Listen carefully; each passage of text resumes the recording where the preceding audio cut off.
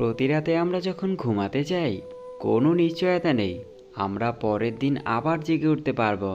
তবু আমরা পরের দিনের জন্য অ্যালার্ম দিয়ে রাখি, এটাই আশা। একদিন সব গ্রামবাসী মিলে সিদ্ধান্ত নিল তারা বৃষ্টির জন্য দোয়া করবে। সবাই একসাথে হলো, কেবল একটি ছেলেই ছাতাসহ এলো। এটাই বিশ্বাস। আপনি যখন কোনো শিশুকে শূন্যে ছুঁড়ে খেলা করবেন, সে তখন হাসতে থাকে। এর কারণ সে জানে আপনি তাকে আবার ধরে ফেলবেন। এটাই ভরসা। তাই সৃষ্টিকর্তার ওপর সবসময় বিশ্বাস, ভরসা এবং আশা রাখুন।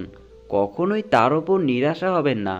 মেয়েরা যখন কাঁদে তখন তারা মুখে হাত রাখে, আর ছেলেরা যখন কাঁদে তখন তারা চোখে হাত রাখে। এর কারণ বোধহয় এটাই যে মেয়েরা বেশি অপরাধ করে তাদের মুখ দিয়ে, অর্থাৎ তাদের কথার মাধ্যমে, আর ছেলেরা চোখের বদনজর দিয়ে। কে তোমার আগে আছে, কে তোমার পেছনে আছে জীবনে, সেটা গুরুত্বপূর্ণ নয়। গুরুত্বপূর্ণ হলো কে তোমার সাথে আছে, আর তুমি কার সাথে আছো সেটা। সুন্দর শরীর অথবা মিষ্টি কথা শুনে কার ভেতরে কি আছে সেটা কখনো বোঝা যায় না। তুমি ময়ূরকেই দেখো না, তাকে দেখে কে বলবে যে সে সাপ খায়? এই তিনটি জিনিস তোমার মধ্যে থাকলে তোমার পতন নিশ্চিত। নাম্বার 1 হিংসা, নাম্বার 2 অহংকার, নাম্বার 3 মিথ্যা কথা। যেসব মহিলারা স্বামীর ওপর চেঁচিয়ে কথা বলে তারা আসলে সংসার জীবনে কোনো দিনই সুখী হতে পারে না। ভালো মানুষগুলো সবাইকে বিশ্বাস করে ঠকে যায়, আর খারাপ মানুষগুলো সবাইকে অবিশ্বাস করেই ঠকে যায়। সবচেয়ে বেশি বিশ্বাস করা মানুষটা যখন বিশ্বাস ভেঙে দেয় তখন সত্যি নিজেকে খুব অসহায় বলে মনে হয়। অতিরিক্ত গুরুত্ব দিতে গিয়ে আমরা কিছু কিছু মানুষের কাছে নিজেরাই নিজেদেরকে অনেক সস্তা বানিয়ে ফেলি। মানুষটা রোজ আপনাকে অবহেলা করে পাত্তা দেয় না। আপনি সকালে মেসেজ করলে তার রিপ্লাই রাত 10টায় দেবে, তবু আপনি প্রতিদিন নিয়ম করে তার কাছেই ছুটে চলে যান অবহেলিত হতে।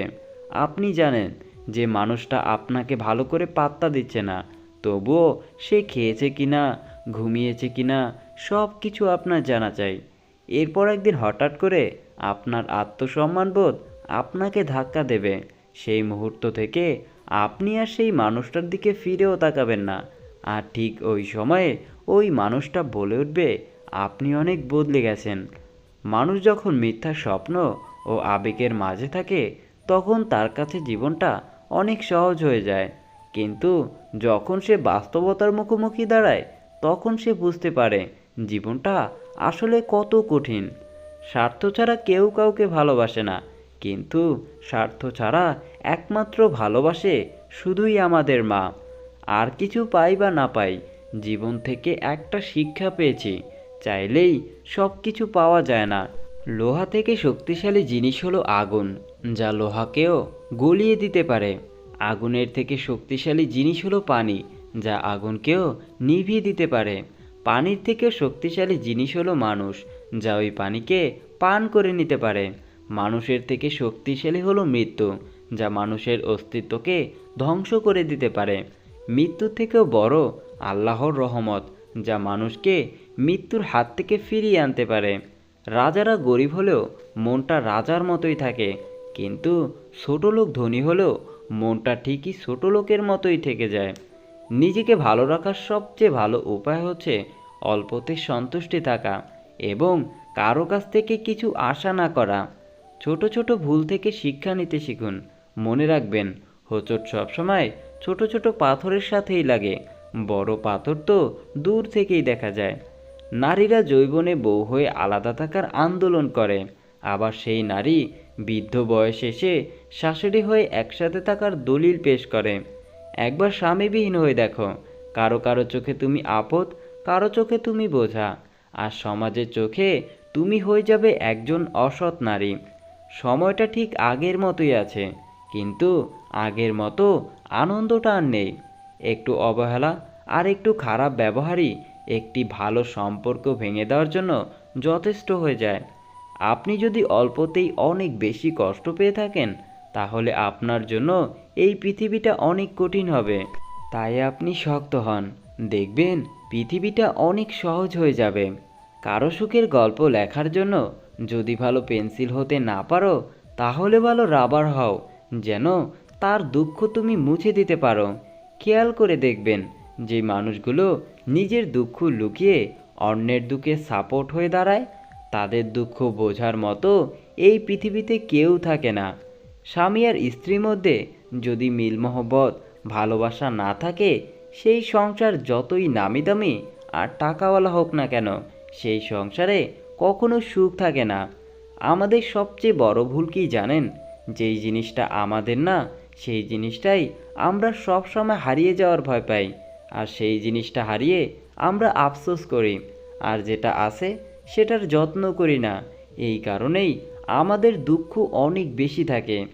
আপনি যতই বড় শিক্ষিত হয়ে থাকুন না কেন, মানুষের সাথে সুন্দরভাবে চলতে না পারলে সেই শিক্ষাটার কোনো দাম নেই।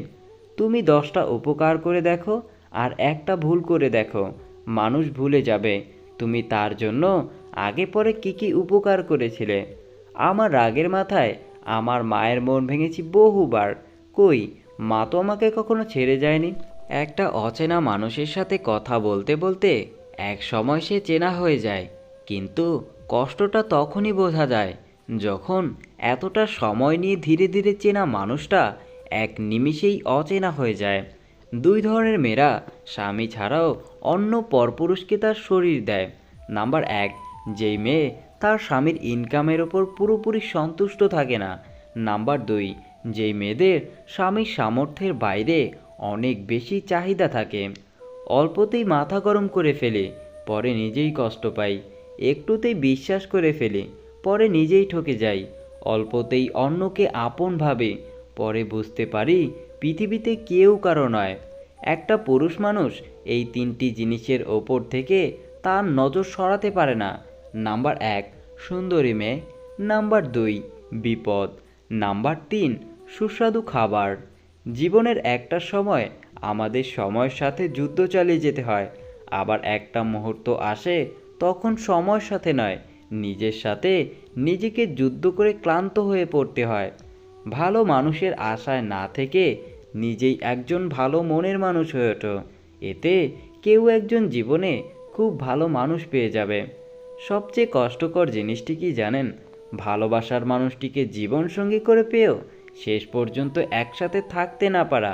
এই পৃথিবীতে এর থেকে কষ্টের বোধহয় আর কিছুই হয় না। এই পৃথিবীতে কিছু কিছু মানুষ বেঁচে থাকে, আর বেশিরভাগ মানুষই বেঁচে থাকার জন্য প্রতিনিয়ত চেষ্টা করে। মিথ্যার অনেক রং, মিথ্যার অনেক রূপ, তাই আমরা সত্যি কথা বলার চাইতে মিথ্যা বলাটাই বেশি অভ্যস্ত থাকি। তুমি ভালো কিছু করতে চাইলে মানুষ তোমার খুঁত ধরবেই, তাই সবসময় মানুষের কথায় পাত্তা দিতে নেই। কিছু মানুষের কপালে সুখ নামক জিনিসের অস্তিত্বই থাকে না।